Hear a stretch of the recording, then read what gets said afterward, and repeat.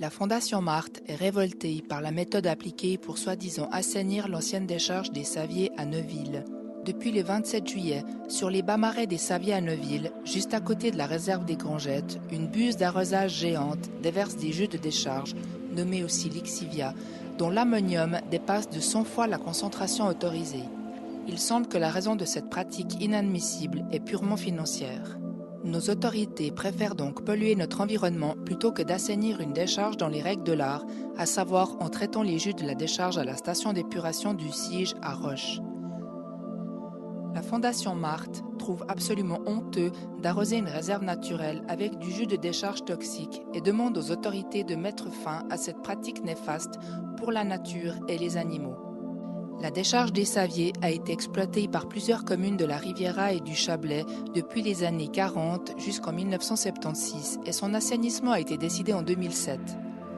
La première phase de cet assainissement qui a eu lieu en 2010 a consisté à mettre en place 1200 mètres de parois étanches sur les flancs de la décharge pour l'isoler et tenter de préserver le canal et le marais d'importance nationale d'une surcharge en ammoniac et ainsi prévenir une eutrophisation des eaux et des sols. Le système de drainage mis en place à ce moment-là devait permettre de recueillir les jus de la décharge et de les acheminer en cas de concentrations élevées en polluants à la station d'épuration du Sige à Roche pour qu'ils y soient traités. Et si les jus ne contiennent pas trop de polluants, de les déverser directement dans la rivière L'Eau Froide à son embouchure dans le lac Léman. On peut dès lors se demander si nos autorités savent que le lac Léman est une importante source d'eau potable.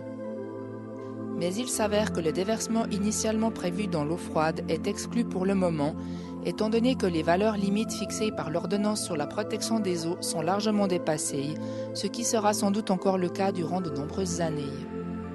Le traitement des eaux contaminées à la steppe coûte environ 169 000 francs par année.